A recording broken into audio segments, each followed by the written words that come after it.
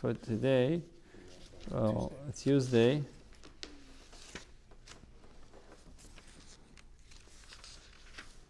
Tuesday for the Tanya for the 23rd day of Shvat. Tuesday, Monday. Okay, sorry. Because we're trying to stay with the day. Oh, gotcha. Okay, thank you. Meditation to acquire a fear of God. The whole world is of no value in comparison to the infinite light of God. Yet, when I do a mitzvah, I attach myself to that light. So this is a continuation of chapter 23.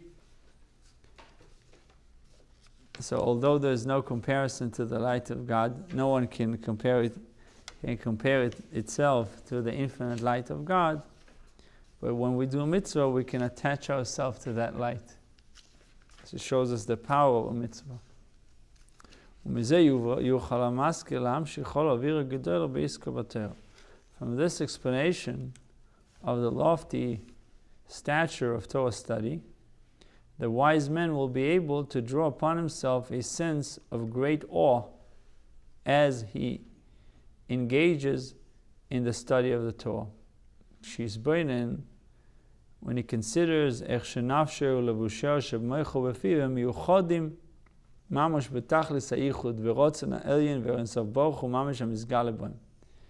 he considers how his soul and its garments of thoughts and speech that are found in his brain and mouth are truly fused in perfect unity with the divine will and the infinite light of Ein Sof that is manifest in them, in the soul and its garment when he studies Torah.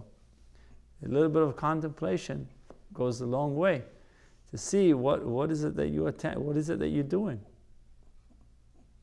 Connecting your soul to the supernal will of God, thoughts and speech that are found in his brain and mouth are truly fused in perfect unity with the divine soul.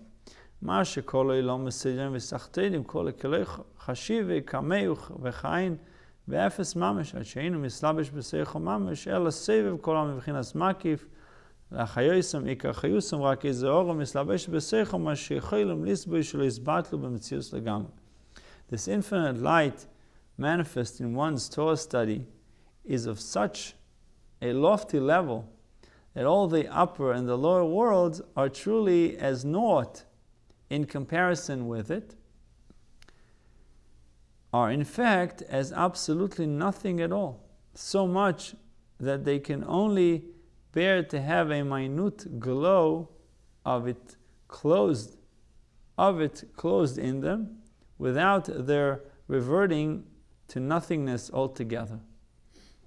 The main life force which they receive from it, however, is not closed within them, but animates them from the outside, so to speak, in a transcendent, encompassing manner. When he considers that the very same divine light that is completely beyond the capacity of all the worlds manifests itself openly in his Torah study, the thinking man will naturally experience a sense of awe when he studies Torah. Agreed. So if we would think for a moment that the divine light that gives life to the whole world, and the world is naught before him. The world is insignificant when it comes to this light. The thinking man will naturally experience a sense of awe when he studies Torah. This is the meaning of the verse, and God commanded us to fulfill all these statutes in order to fear God. According to this verse, observing the mitzvahs would appear to be the first step, and this leads to the fear of God. Logically, however, the performance of God's commandments would seem to be a result of one's fear of Him, and not vice versa. Meaning the reason why you do the mitzvahs is because you're afraid of God. You have a fear of God, so you do the mitzvah. Over here it says the opposite. You're going to do the mitzvah, it would lead you to fear God. The Alter Rebbe therefore explains that the above pasuk, the above verse, speaks of a higher level of awe than that which is prerequisites for performing the commandments. So it is true you have to have awe in order to do the commandments, but that's the lower level of fear. The higher level of fear comes after you did the mitzvah. This level can only be attained as a result of one's observance of the commandments. Now, if the commandments lead one to a higher level in the fear of God, surely the study of the Torah leads one to a still higher level. This the Alter Rebbe now discusses.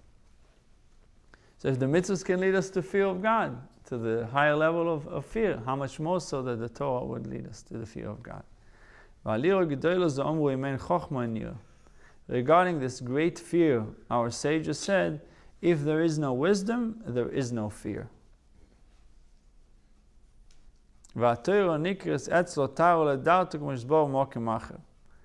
In this context, wisdom represents Torah study. Wisdom represents Torah study, and fear, the higher level of the awe of God, which can be reached only by way of the Torah. By contrast, the statement, if there is no fear, there is no wisdom, refers to the lower level of fear, which is a prerequisite for Torah study. As stated above, in relation to this level of fear, the Torah is called a gateway to the dwelling. The sole means of entering the dwelling, the higher level of fear, as explained elsewhere. So the Torah is the gate for the higher level of fear. Not every mind, however, can sustain such a fear. Not everyone can handle it. Yet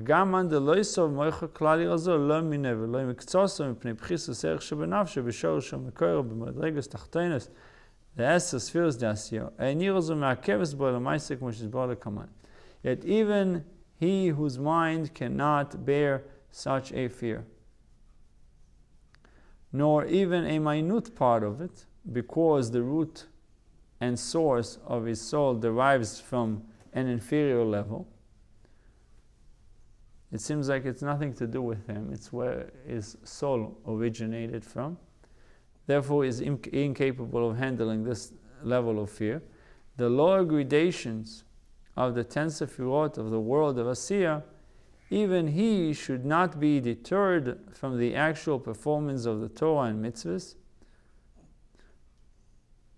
for want of this fear, as will be explained further. We'll continue, God willing, tomorrow.